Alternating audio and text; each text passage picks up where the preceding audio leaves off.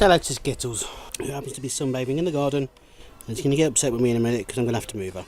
So, as you can see, the sun is out. It's Bank Holiday Monday now. Should have shot this on Saturday so I can put it up tomorrow, but now I'm having to shoot it today because of the horrible weather we had.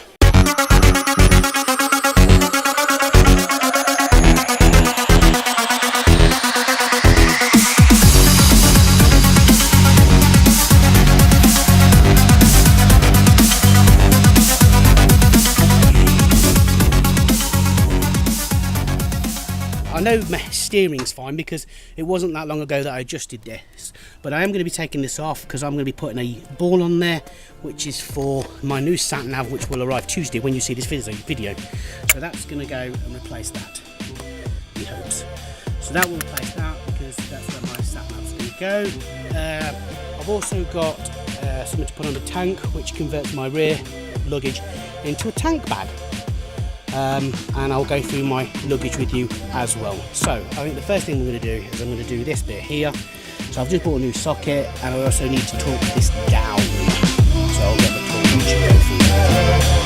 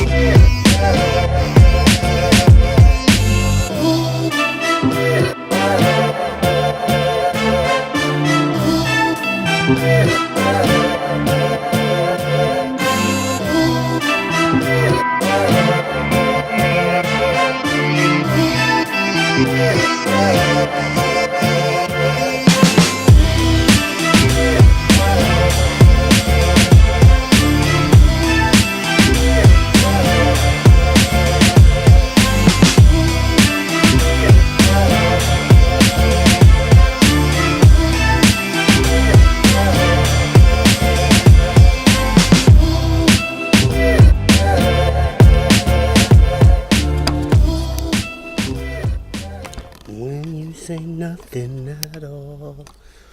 So I keep having to have a break because it's so pissing hot in here. I don't regulate the temperature very well, as you can see the sweaty mess in front of you and my rare facial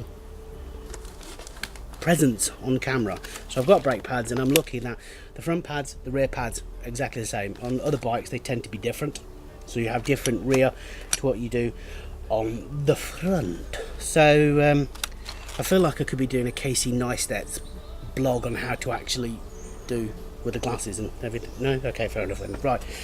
So first things I need to do is I also need to go get some more tools. I've also got a headache which I need to get some paracetamol for because the temperature is horrendous today compared to what it was like at the weekend. We've gone from like pissing down with rain, thunderstorms and the most weirdest weather front to a very hot day where I'm sweating.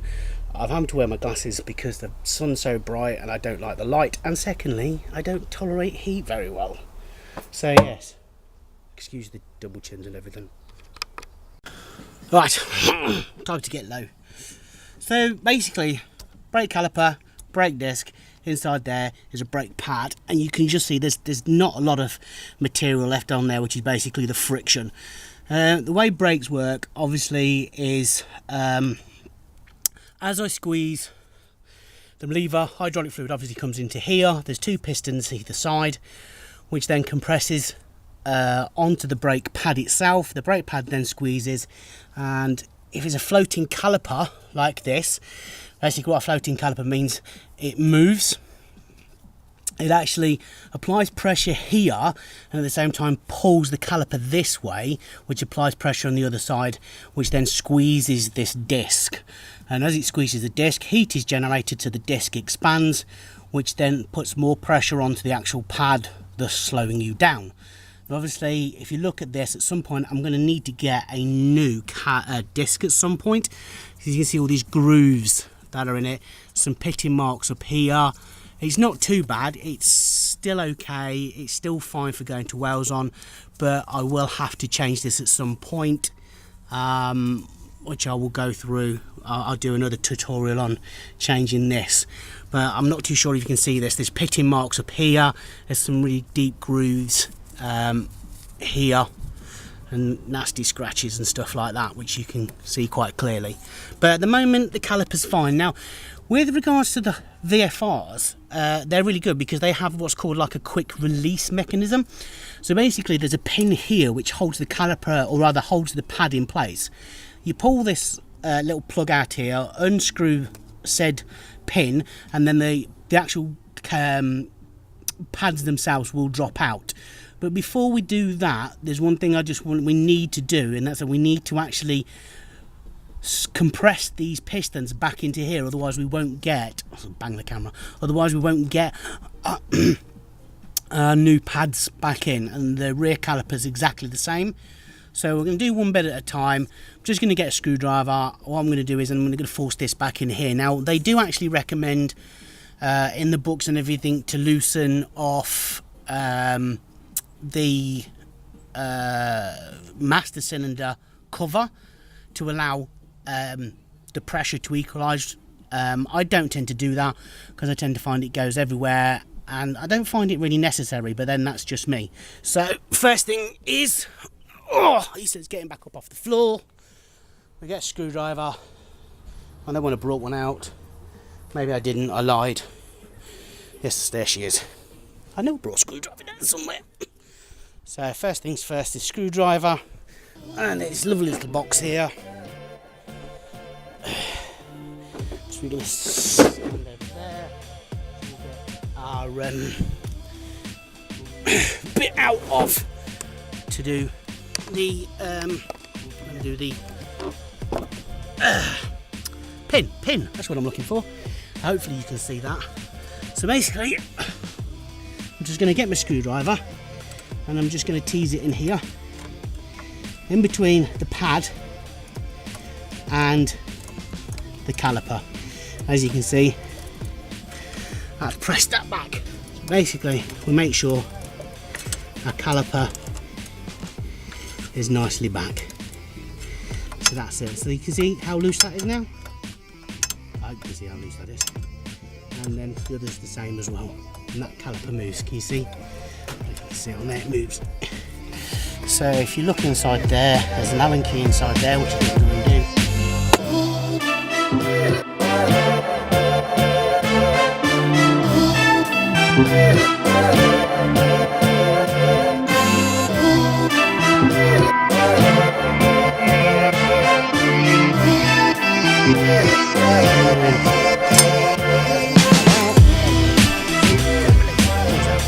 So there's our pin, if you can see that. Needs a bit of a clean, needs some grease putting back on there. You can use any grease, it doesn't really matter, although some people tend to use copperies because it's also an anti-corrosive. I don't happen to have any, but I do have some grease which I'll put on there, because what you've got to remember is the actual pad itself is sliding up and down this. So you do need to clean this off, get it nice and clean. That's the friction pad, and as you can see, it's not the bestest. There's probably still a fair bit of meat on there, which surprises me. Same on the other one, although they don't look very nice at all. And I think I've just seen, looks like it's separating up here. There's a gap, it looks like it's separating at the top here. We'll compare these with the new ones, and I'm probably going to stick the new ones in because I really don't like the look of those pads. They look like they've been contaminated with something. So basically, if you get any oil or grease on these in any way, shape or form, and it contaminates them, in fact they're very smooth, very shiny and smooth, which is not good. That's not good at all. So, and there's lots of gouges in there, lots of gouges, look. So keeping these bits, these are anti-squeal shims, so these will get transferred onto the other side, stop it from squealing when you press the brake. So these will get transferred onto the new brake pads. I'll put the new brake pads in. Right, back in. So if I put these down here, if you can see that, there we go. Nice bit of friction material there, very thin on that one. So yeah, they definitely need changing. That's good. I always recommend, by the way, these gloves, They're actually medical gloves that they use in healthcare settings. You can buy them from motor factories, but I strongly recommend that you actually look on the likes of Amazon and stuff and buy them from like first aid people, because they're actually cheaper than what they would be if you bought them from like an auto factor or whatever the equivalent of that is in America. Basically, an auto factor in the UK is something that it provides parts for vehicles. So because these are quick release, basically you just slide it back up, making sure it locates in place in the top, like so. And I strongly recommend you change gloves in between. Nicely greased. I'm going to put this in here first, and then I'm going to push the caliper that way so I can get the next one in around the other side, which might be a little bit more difficult than the first. There we go.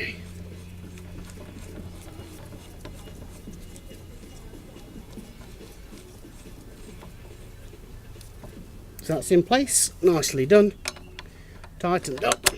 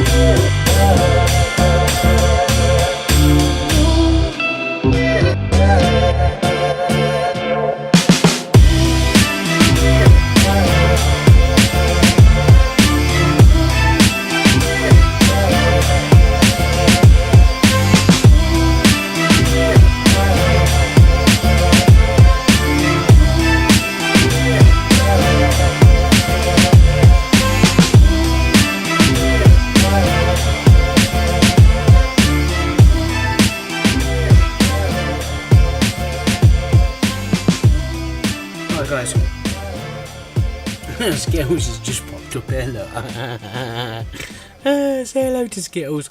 I've got to say, first time I've done this type of video. Hope you like it. If you do, give it a thumbs up. Don't forget to make a comment down below. Follow me on Twitter, Instagram, and look forward to your comments. And thank you. Don't forget to subscribe. Catch you all later.